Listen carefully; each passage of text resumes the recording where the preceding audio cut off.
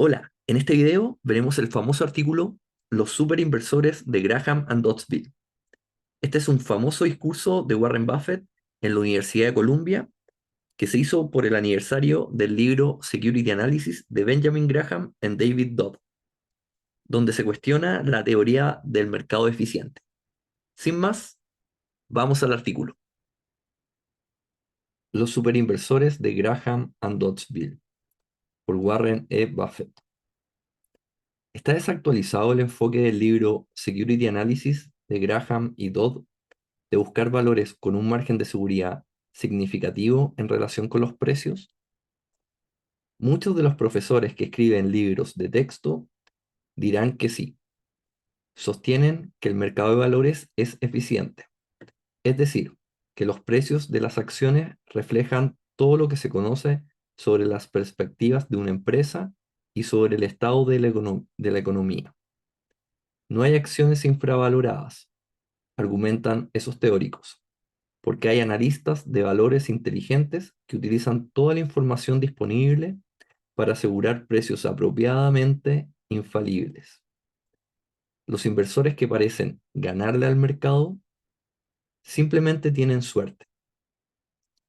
Si los precios reflejan plenamente la información disponible, este tipo de destreza en la inversión queda descartada, escribe uno de los autores de libros de texto hoy.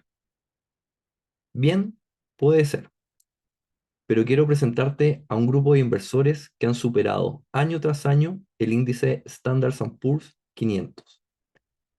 La hipótesis de que hacen esto por pura casualidad al menos merece ser examinada. Lo crucial de este examen es el hecho de que estos ganadores los conocía bien a todos y los había identificado previamente como inversores superiores, siendo la identificación más reciente hace 15 años.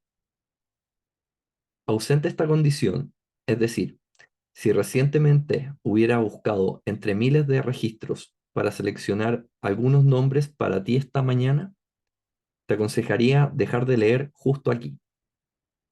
Debo añadir que todos estos registros han sido auditados y debo agregar además que he conocido a muchos de aquellos que han invertido con estos gestores y los cheques recibidos por estos participantes a lo largo de los años han coincidido con los registros declarados. Antes de comenzar este examen, me gustaría que te imaginaras un concurso nacional de lanzamiento de monedas. Supongamos que levantamos a 225 millones de estadounidenses mañana por la mañana y les pedimos a todos que apuesten $1. Salen por la mañana al amanecer y todos anuncian el lanzamiento de una moneda. Si aciertan, ganan $1 de aquellos que se equivocaron. Cada día los perdedores se retiran y al día siguiente las apuestas aumentan, ya que todas las ganancias anteriores se ponen en juego. Después de 10 lanzamientos en 10 mañanas, habrá aproximadamente 220.000 personas en los Estados Unidos que habrán acertado 10 lanzamientos seguidos. Cada uno habrá ganado un poco más de $1.000. Ahora, este grupo probablemente comenzará a sentirse un poco engrandecidos por esto. La naturaleza humana es lo que es. Pueden tratar de ser modestos, pero en las fiestas ocasionalmente admitirán a miembros atractivos del sexo opuesto cuál es su técnica y qué maravillosas perspectivas aportan al campo del lanzamiento de monedas. Suponiendo que los ganadores están recibiendo las recompensas apropiadas de los perdedores, en otros 10 días más tendremos 215 personas que han acertado sus lanzamientos de monedas 20 veces seguidas y que por medio de este ejercicio, cada uno ha convertido $1 en un poco más de 1.000.000. Se habrían perdido 225 millones y se habrían ganado 225 millones. Para entonces, este grupo realmente perderá la cabeza. Probablemente escribirán libros sobre cómo convertí $1 en 1.000.000 en 20 días trabajando 30 segundos por la mañana. Peor aún, probablemente comenzarán a viajar por el país asistiendo a seminarios sobre el lanzamiento de moneda eficiente y desafiando a profesores escépticos con, si no se puede hacer, ¿por qué hay 215 de nosotros? Pero entonces es probable que algún profesor de escuela de negocios tenga la descortesía de señalar el hecho de que si 225 millones de orangutanes hubieran participado en un ejercicio similar, los resultados serían prácticamente los mismos. 215 orangutanes egocéntricos con 20 lanzamientos ganados seguidos. Sin embargo, yo argumentaría que hay algunas diferencias importantes en los ejemplos que voy a presentar. Por ejemplo, si A, hubieras tomado 225 millones de orangutanes distribuidos aproximadamente como la población de Estados Unidos. Si B, quedaran 215 ganadores después de 20 días. Y si C, descubrieras que 40 provienen de un zoológico particular de Omaha, estarías bastante seguro de que has descubierto algo. Así que probablemente saldrías a preguntarle al cuidador del zoológico qué les está dando de comer, si tuvieron ejercicios especiales, qué libros leen y quién sabe qué más. Es decir, si encuentras alguna concentración realmente extraordinaria de éxito, querrías ver si podrías identificar concentraciones de características inusuales que podrían ser factores causales. La investigación científica sigue naturalmente ese patrón. Si estuvieras tratando de analizar posibles causas de un tipo raro de cáncer, con, digamos, 1.500 casos al año en los Estados Unidos, y descubrieras que 400 de ellos ocurrieron en un pequeño pueblo minero en Montana, te interesarías mucho en el agua de allí, o en la ocupación de los afectados, u otras variables. Sabes que no es casualidad que 400 provengan de un área pequeña. No necesariamente conocerías los factores causales, pero sabrías dónde buscar.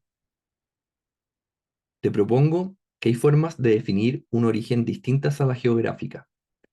Además de los orígenes geográficos, podría existir lo que yo llamaría un origen intelectual.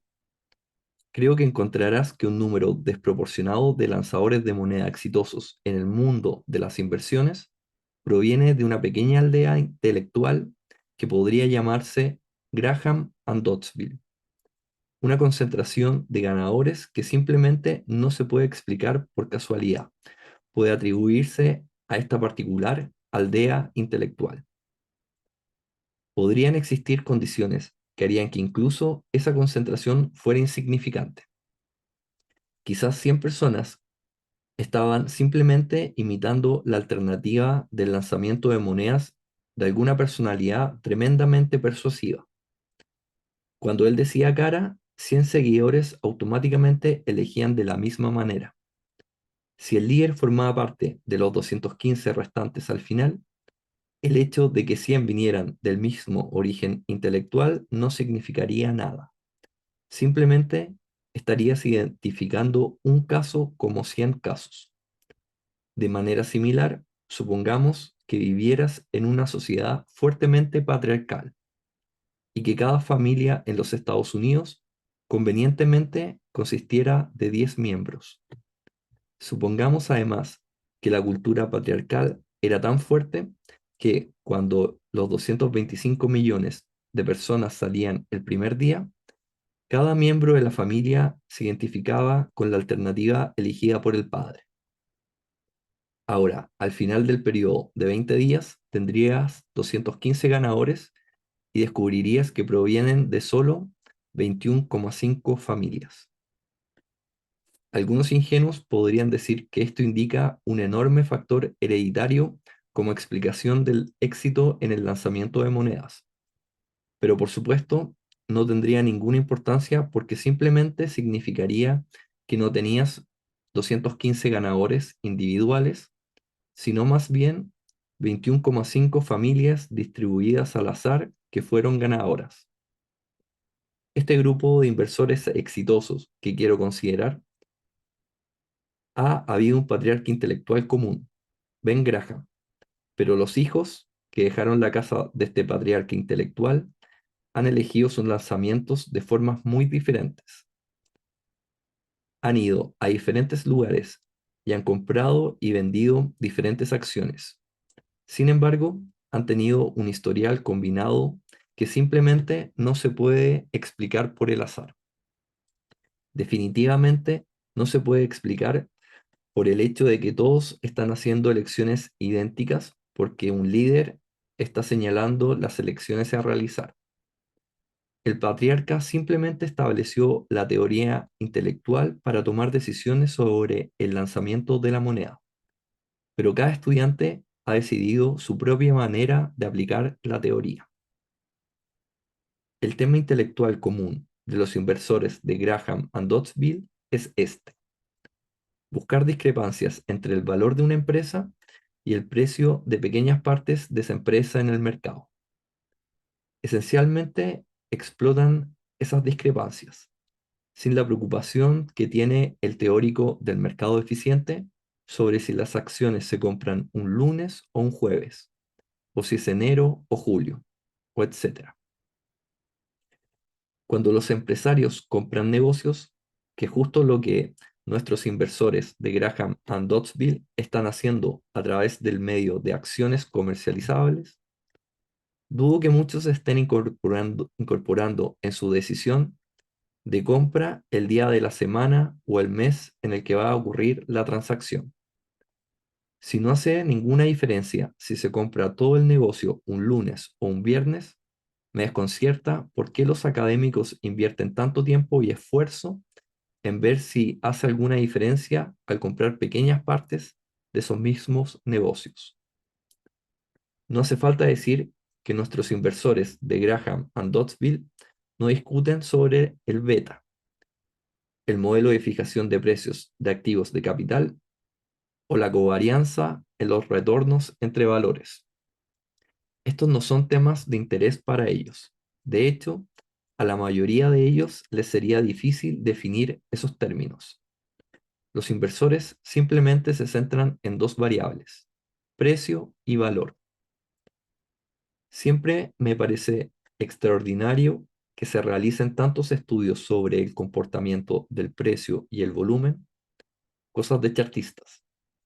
¿Se imagina comprar un negocio entero simplemente porque el precio del negocio se ha incrementado sustancialmente la semana pasada y la semana anterior? Por supuesto, la razón por la que se hacen muchos estudios sobre estas variables de precio y volumen es que ahora, en la era de las computadoras, hay, hay casi datos infinitos disponibles sobre ellos. No es necesariamente porque tales estudios tengan alguna utilidad. Es simplemente que los datos están ahí y los académicos han trabajado duro para aprender las habilidades matemáticas necesarias para manipularlos. Una vez adquiridas estas habilidades, parece pecaminoso no usarlas, incluso si el uso no tiene utilidad o tiene utilidad negativa. Como decía un amigo, para un hombre con martillo, todo parece un clavo. Creo que el grupo que hemos identificado por tener un hogar intelectual común merece ser estudiado. Casualmente, a pesar de todos los estudios académicos sobre la influencia de variables como el precio, el volumen, la estacionalidad, el tamaño de la capitalización, etc., en el rendimiento de las acciones, no se ha mostrado ningún interés por estudiar los métodos de esta inusual concentración de ganadores orientados al valor. Comienzo este capítulo de resultados regresando a un grupo de 4 de nosotros que trabajó en Graham Newman de 1954 a 1956. Solo éramos 4. No he seleccionado estos nombres de entre miles. Ofrecí trabajar en Graham Newman gratis después de tomar la clase de Ben Graham, pero él me rechazó por considerarme sobrevalorado. Se tomaba esto de los valores muy en serio. Después de mucho insistir, finalmente me contrató. Había 3 socios y 4 de nosotros en el nivel de campesino. Los 4 nos fuimos entre 1955 y 1957, cuando se disolvió la empresa, y es posible rastrear el historial de 3. El primer ejemplo, tabla 1, es el de Walter Sloss. Walter nunca fue a la universidad, pero tomó un curso nocturno con Ben Graham en el New York Institute. Walter dejó Graham Newman en 1955 y logró el historial que se muestra aquí durante 28 años. Esto es lo que Adam Smith, después de que le hablé sobre Walter, escribió en Super Money en 1972. No tiene conexiones ni acceso a información útil. Prácticamente nadie en Wall Street lo conoce y no recibe ideas. Él busca los números en los manuales y solicita los informes anuales. Y eso es todo. Al presentarme a Walter, Warren también se había descrito a sí mismo, en mi opinión. Nunca olvida que está manejando el dinero de otras personas, y esto refuerza su fuerte aversión natural a la pérdida. Tiene total integridad y una imagen realista de sí mismo. El dinero es real para él y las acciones son reales. Y de esto surge una atracción por el principio de margen de seguridad. Walter ha diversificado enormemente, poseyendo actualmente más de 100 acciones. Sabe cómo identificar valores que se venden considerablemente por debajo de su valor para un propietario privado. Y eso es todo lo que hace. No se preocupa por si es enero, no se preocupa por si es lunes, no se preocupa por si es un año electoral. Simplemente dice, si un negocio vale $1 y puedo comprarlo por 40 centavos, algo bueno puede sucederme. Y lo hace una y otra vez. Posee muchas más acciones que yo y está mucho menos interesado en la naturaleza subyacente del negocio. No parece que yo tenga mucha influencia sobre Walter. Esa es una de sus fortalezas. Nadie tiene mucha influencia sobre él. El segundo caso es Tom Knapp, quien también trabajó en Graham Newman. Tom se había especializado en química en Princeton antes de la guerra. Cuando regresó de la guerra, era un holgazán de playa. Y luego, un día que leyó que Dave Dodd estaba dando un curso nocturno de inversiones en Columbia, Tom lo tomó de manera no crediticia y se interesó tanto en el tema que se matriculó en la Escuela de Negocios de Columbia, donde obtuvo el título de MBA. Tomó el curso de Dodd otra vez y también el curso de Ben Graham. De hecho, 35 años después, llamé a Tom para verificar algunos de los hechos aquí involucrados y lo encontré en la playa de nuevo. La única diferencia es que ahora él es el dueño de la playa. En 1968, Tom Knapp y Ed Anderson, también un discípulo de Graham, junto con uno o dos compañeros de similar convicción, formaron Tweedy Brown Partners, y sus resultados de inversión aparecen en la tabla 2. Tweedy Brown construyó ese récord con una diversificación muy amplia. Ocasionalmente compraban el control de empresas, pero el récord de las inversiones pasivas es igual al récord de las inversiones que controlaban. La tabla 3 describe al tercer miembro del grupo que formó Buffett Partnership en 1957. Lo mejor que hizo fue retirarse en 1969. Desde entonces, en cierto sentido, Berkshire Hathaway ha sido una continuación de la sociedad en algunos aspectos. No puedo ofrecerles ningún índice que, en mi opinión, sea una prueba justa de la gestión de las inversiones de Berkshire, pero creo que, como se mire, ha sido satisfactorio. La tabla 4, el historial del Sequoia Fund, que es gestionado por un hombre al que conocí en 1951 en la clase de Ben Graham, Bill Ruan. Después de salir del Harvard School Fue a Wall Street. Luego se dio cuenta de que necesitaba obtener una verdadera educación empresarial, por lo que decidió tomar el curso de Ben en Columbia. Ahí nos conocimos a principios de 1951. El historial de Bill desde 1951 hasta 1970, trabajando con sumas relativamente pequeñas, fue mucho mejor que el promedio. Cuando terminé Buffett Partnership, le pregunté a Bill si podía establecer un fondo para manejar a todos nuestros clientes. Así que estableció el Sequoia Fund. Lo estableció en un momento terrible, justo cuando yo estaba renunciando. Entró directamente en el mercado de dos niveles y todas las dificultades que eso suponía para el rendimiento comparativo de los inversores orientados al valor. Me complace decir que mis socios, en un grado sorprendente, no solo se quedaron con él, sino que también agregaron dinero, con el feliz resultado mostrado. Aquí no hay beneficios de la retrospectiva. Bill fue la única persona que recomendé a mis socios y dije en ese momento que si lograba una ventaja de 4 puntos porcentuales sobre el Standard Poor's, eso sería un rendimiento sólido. Bill ha logrado mucho más que eso, trabajando con sumas de dinero progresivamente mayores. Eso además hace que las cosas sean mucho más difíciles. El tamaño es el ancla del rendimiento, no hay duda de eso. Eso no significa que no puedas hacerlo mejor que el promedio cuando creces, pero el margen se reduce. Y si alguna vez llegas a gestionar 2 billones de dólares y eso resulta ser la cantidad de la valoración total de capital de la economía, no pienses que lo harás mejor que el promedio. Debo añadir que en los registros que hemos examinado hasta ahora, a lo largo de todo este periodo hubo prácticamente ninguna duplicación en las carteras. Estos son hombres que seleccionaban valores basados en discrepancias entre el precio y el valor, pero hacen sus selecciones de manera muy diferente. Las mayores tendencias de Walter han sido pilares como Hudson Pulp and Paper y Highland Coal y New York Trap Rock Company, y todos esos otros nombres que vienen instantáneamente a la mente, incluso para un lector casual de las páginas de negocios.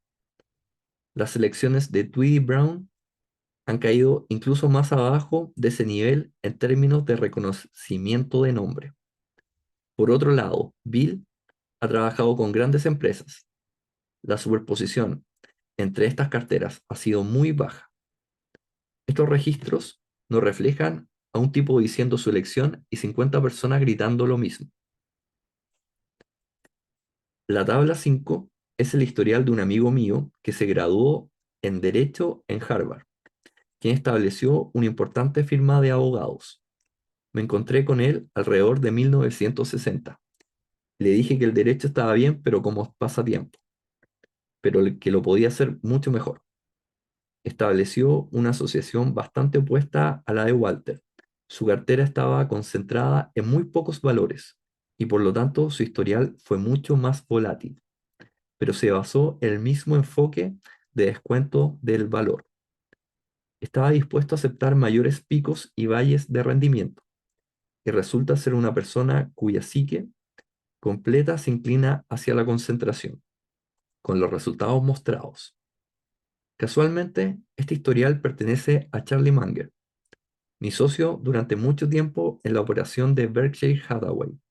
Sin embargo, cuando dirigió su asociación, sus tenencias de cartera eran casi completamente diferentes a las mías y a las de los otros compañeros mencionados anteriormente. La tabla 6 es el registro de un compañero que era amigo de Charlie Munger, otro tipo que no es de negocios ni estudió en una escuela de negocios. Se especializó en matemática en la USC. Trabajó para IBM después de graduarse, donde fue vendedor por un tiempo. Después de que llegué a Charlie, Charlie llegó a él. Este es el registro de Rick Waring. Rick, de 1965 a 1983, frente a una ganancia compuesta del 316% del S&P, él logró un 22.200%. Y esto es probablemente porque carece de educación en una escuela de negocios. Una observación aquí. Me parece extraordinario que la idea de comprar billetes de $1 por 40 centavos se capte inmediatamente por las personas o no se capte en absoluto. Es como una inmunización.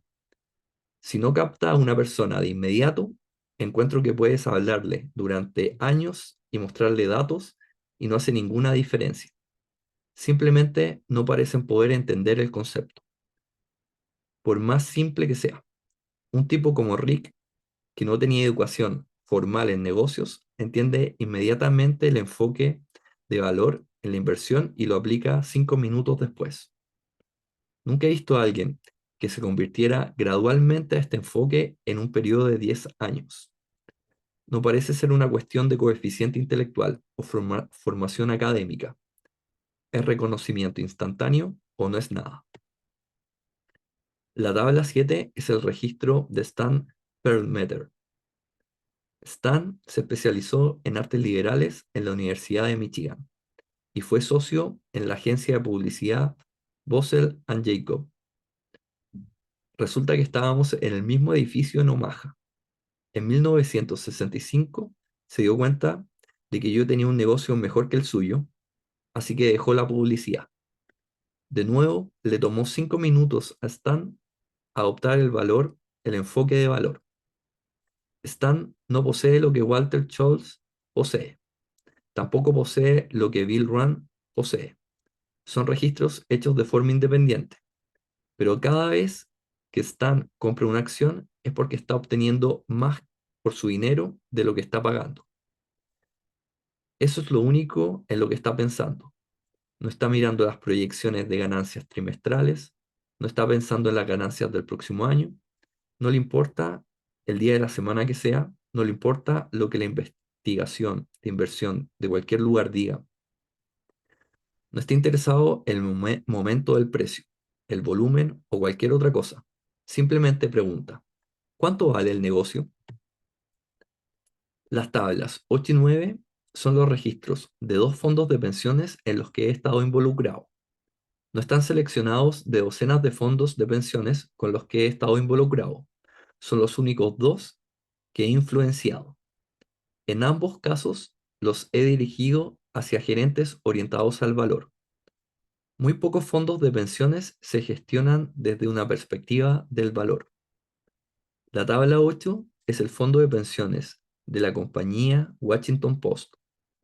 Estaba con un gran banco hace algunos años y sugerí que les iría bien seleccionar gerentes con una orientación al valor. Como pueden ver, en general han estado en el percentil superior desde que hicieron el cambio. The Post les dijo a los gerentes que mantuvieran al menos el 25% de estos fondos en bonos, lo cual no habría sido necesariamente la elección de esos gerentes. Por lo tanto, he incluido el rendimiento de los bonos simplemente para ilustrar que este grupo no tiene una experiencia particular sobre los bonos. No habrían dicho que la tenían. Incluso con este lastre del 25% de su fondo en un área que no es su juego, estaban en el percentil superior de la gestión de fondos. La experiencia de The Washington Post no cubre un periodo terriblemente largo, pero sí representa muchas decisiones de inversión de 3 gerentes que no fueron identificados retroactivamente. La tabla 9 es el registro del fondo de la corporación FMC. Yo personalmente no administro ni un centavo de él, pero sí influí en su decisión en 1974 de seleccionar gerentes orientados al valor. Antes de eso, habían seleccionado gerentes de la misma manera que la mayoría de las grandes empresas. Ahora ocupan el primer lugar en la encuesta Becker de fondos de pensiones. El año pasado tenían 8 gerentes de capital con una duración de más de un año. 7 de ellos tenían un registro acumulado mejor que el S&P. Los 8 tuvieron un mejor registro el año pasado que el S&P. La diferencia neta Ahora, entre un rendimiento medio y el rendimiento real del fondo FMC durante este periodo es de 243 millones de dólares. FMC atribuye esto a la mentalidad que se les dio sobre la selección de gerentes.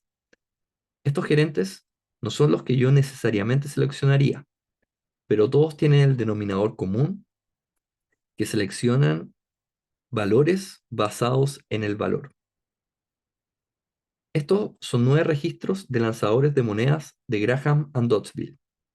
No los he seleccionado con el beneficio de la retrospectiva entre miles. No es como si les estuviera recitando los nombres de un montón de ganadores de la lotería, personas de las que nunca había oído hablar antes de que ganaran la lotería. Seleccioné a estos hombres hace muchos años basándome en el marco de toma de decisiones de inversión. Sabía lo que les habían enseñado y además tenía un conocimiento personal de su intelecto, carácter y temperamento. Es muy importante entender que este grupo ha asumido mucho menos riesgo que el promedio. Observen su registro en los años en que el mercado general estaba débil. Aunque difieren mucho en estilo, estos inversores mentalmente siempre están comprando el negocio, no la acción. Algunos de ellos a veces compran negocios enteros, pero mucho más a menudo simplemente compran pequeñas partes de la empresa. Su actitud, ya sea comprando toda la empresa o una pequeña parte del negocio, es la misma. Algunos de ellos tienen carteras con docenas de acciones, otros se concentran en unas pocas, pero todos explotan la diferencia entre el precio del mercado y su valor intrínseco. Estoy convencido de que hay mucha ineficiencia en el mercado. Estos inversores de Graham and Doddsville han explotado con éxito las brechas entre el precio y el valor. El precio de una acción puede ser influenciado por un rebaño en Wall Street, con precios establecidos al margen por la persona más emocional o la más codiciosa o la más deprimida. Es difícil argumentar que el mercado siempre fija precios racionales. De hecho, los precios de mercados son frecuentemente irracionales. Me gustaría decir algo importante sobre el riesgo y la recompensa. A veces el riesgo y la recompensa están correlacionados de manera positiva. Si alguien me dijera, aquí tengo un revólver y he metido un cartucho en él, ¿por qué no lo giras y lo disparas una vez? Si sobrevives, te daré $1.000.000. Yo declinaría, quizás diciendo que $1.000.000 no es suficiente. Entonces la otra persona podría ofrecerme $5.000.000 para apretar el gatillo 2 veces. Ahora, eso sería una correlación positiva entre el riesgo y la recompensa. Pero con la inversión ocurre exactamente lo contrario. Si compras un billete de $1 por 60 centavos, es más arriesgado que si compras un billete de $1 por 40 centavos. Pero la expectativa de recompensa es mayor en el último caso. Cuando mayor sea el potencial de recompensa en la cartera de valor, menor es el riesgo. Un rápido ejemplo, la compañía Washington Post en 1973 se vendía por 80 millones en el mercado. En ese momento, ese día, podrías haber vendido los activos a cualquiera de los 10 compradores por no menos de 400 millones, probablemente mucho más.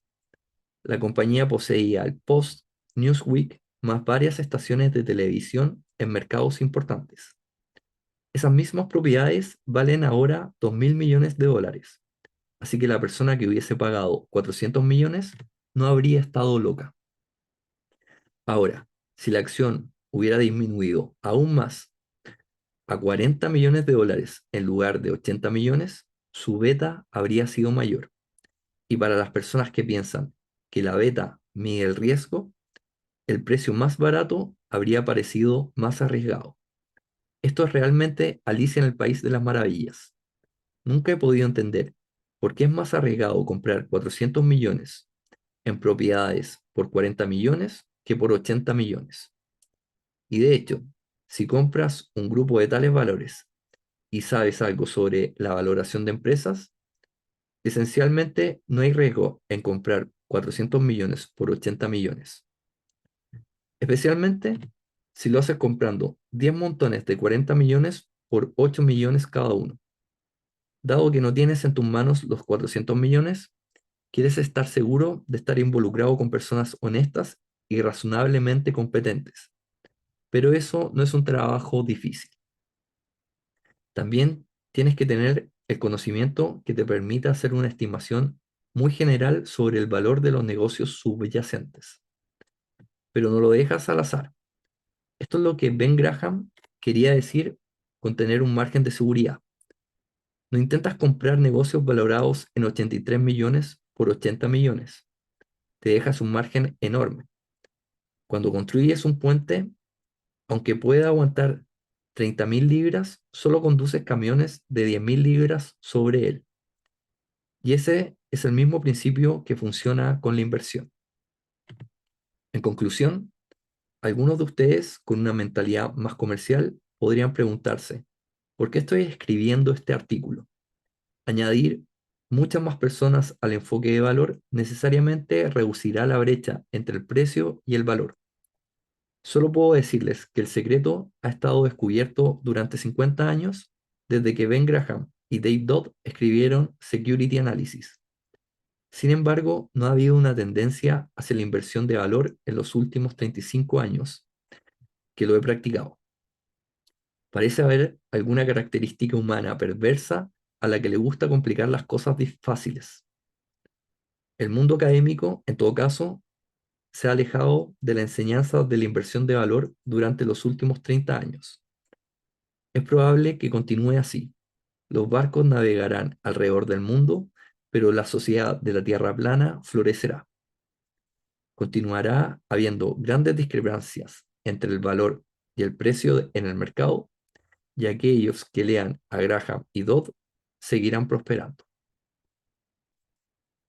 Warren Buffett es el presidente y director ejecutivo de Berkshire Hathaway, una aseguradora con sede en Omaha, con importantes participaciones en varias compañías, incluyendo General Foods, Xerox y Washington Post. Después de obtener un A+ en la clase de Benjamin Graham y de graduarse de la Escuela de Negocios de Columbia en 1951, Buffett fue a trabajar en Wall Street en Graham Newman and Company. En 1957 fundó su propia sociedad que dirigió durante 10 años. Este artículo se basa en un discurso que se dio en la Escuela de Negocios de Columbia el 17 de mayo de 1984, en un seminario que marcó el 50 aniversario de la publicación de Security Analysis de Benjamin Graham y David Dodd. Y este fue el artículo Los superinversores de Graham and Doddsville. Si quieres el artículo original en inglés, se encuentra en la descripción. Y si quieres conocer un poco más de Warren Buffett, te dejo otro video. Suscríbete y deja un like. Hasta la próxima.